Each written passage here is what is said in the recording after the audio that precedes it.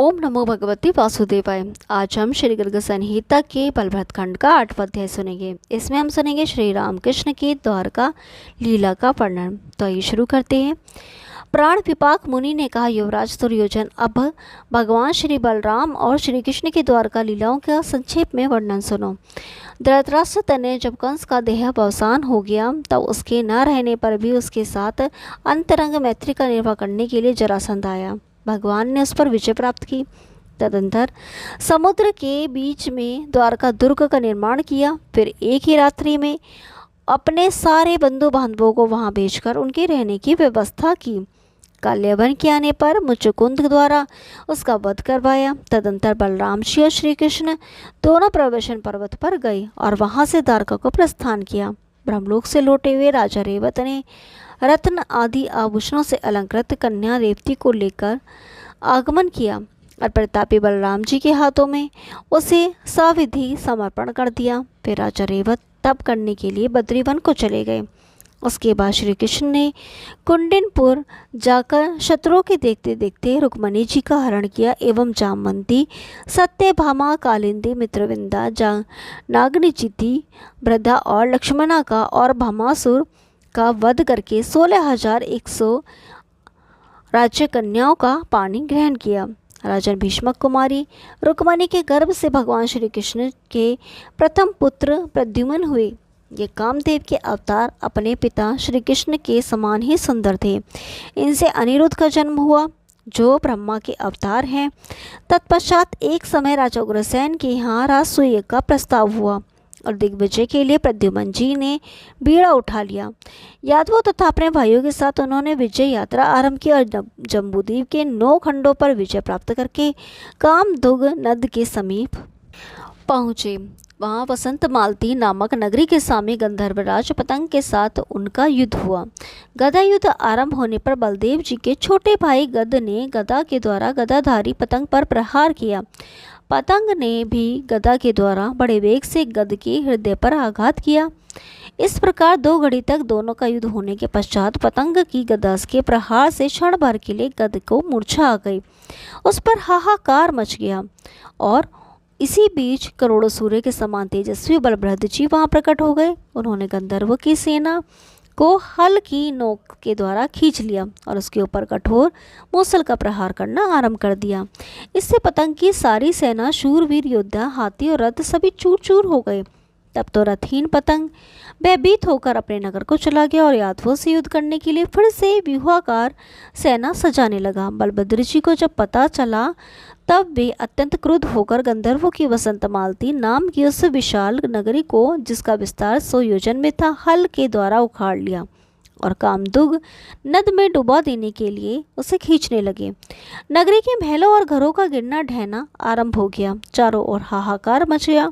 सारी नगरी समुद्र में चक्कर खाती हुई टेढ़ी नाव की तरह घूमने लगी।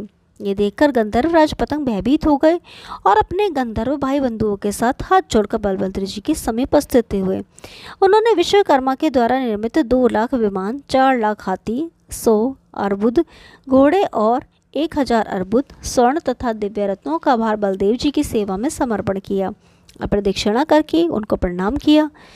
फिर शाम को छुड़ाने के लिए बलराम जी यहाँ तुम्हारे हस्तिनापुर में पधारे और तुम सबके सामने ही उन्हें हल की नोक से तुम्हारे नगर को उखाड़ लिया और गंगा में डुबोने के लिए खींचने लगे। फिर नाग कन्या गोपियों के साथ रासमंडल में यमुना जी को भी उन्होंने अपने हल की नोक से खींचा। तदंतर एक समय की बात है, नारद जी प्रेरणा से बोमासुर का सखा और सुग्रीव का मंत्री द्विविद नामक बंदर युद्ध करने के लिए आया। रेवक्त पर्वत पर बलराम जी के साथ 4 घड़ी तक उसका युद्ध हुआ। वह वृक्षों, शिलाओं और मुखों के द्वारा बलराम जी पर प्रहार कर रहा था। उसी स्थिति में बलराम जी ने मूसल के द्वारा उससे मस्तक पर चोट पहुंचाई, पर वह मरा नहीं और फिर बलराम जी को मुक्का मारकर दौड़ा।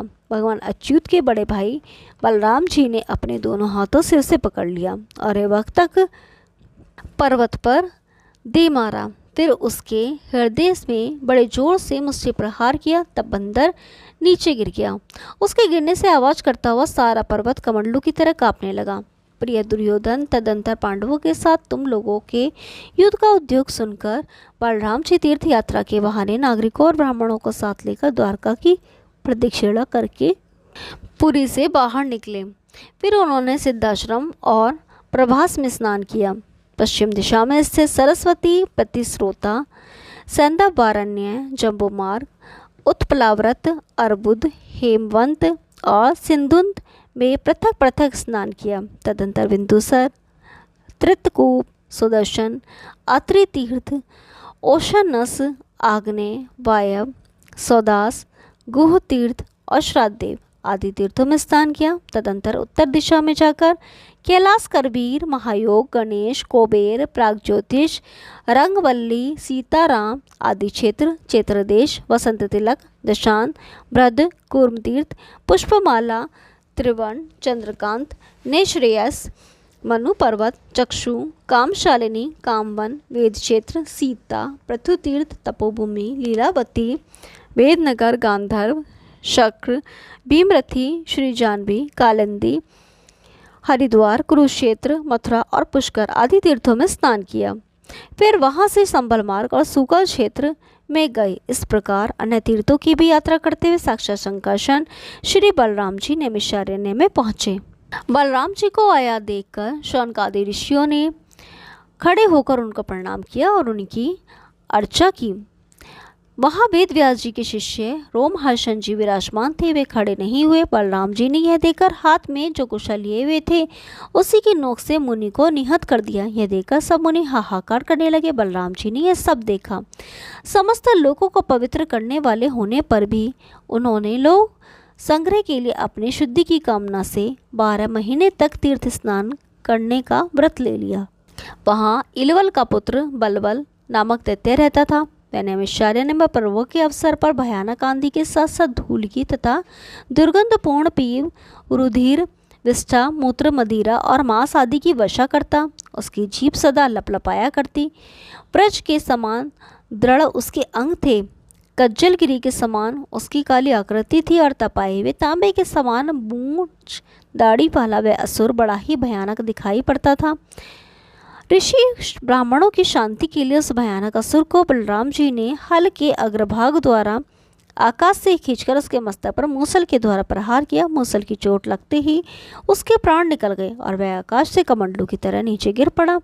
तदंतर प्रसन्नता से खिले हुए मुख वाले ऋषियों ने बलराम जी का स्तवन किया, उनको बड़े बड़े आशीर्वाद दिए और जिस प्रकार वृत्रासुर का वध करने वाले इंद्र का देवता लोगों ने अभिषेक किया था उसी प्रकार बलराम जी का अभिषेक किया।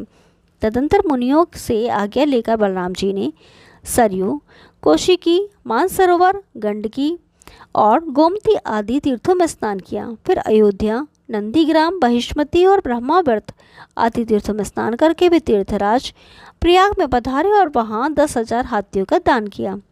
तदंतर चित्रकूट, विंध्याचल, काशी, विपाशा, शोण, मिथिला और गया आदि तीर्थों में स्नान करके गंगा सागर संगम पर गए और वहाँ स्वर्ण के सिंगों से और सुंदर वस्त्रों से सुशोभित 100 करोड़ गौवें ब्राह्मणों को दान दी। प्रत्येक गौ पर स्वर्ण और रत्नों का भार पृथक रूप से लदा हुआ था।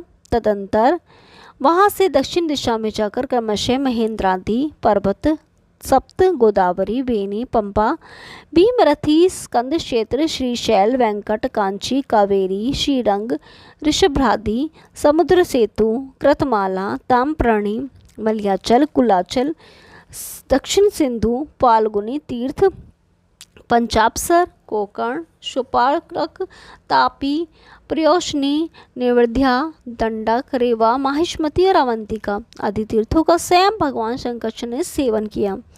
तत्पश्चात तुम्हारी सहायता के लिए विश्वसन कुरुक्षेत्र में पधारेंगे। यह मैंने बलभद्र जी का परम पावन तीर्थ यात्रा चरित्र तुम्हारे सामने वर्णन किया। कौरवेंद्र, यह संपूर्ण पापों को नाश करने वाला सर्व कल्याणकारी पवित्र प्रसंग है। अब तुम और क्या सुनना चाहते हो? ओम नमो भगवते वासुदेवाय। कल नवा अध्याय सुनेंगे, तब तक के लिए नमस्कार।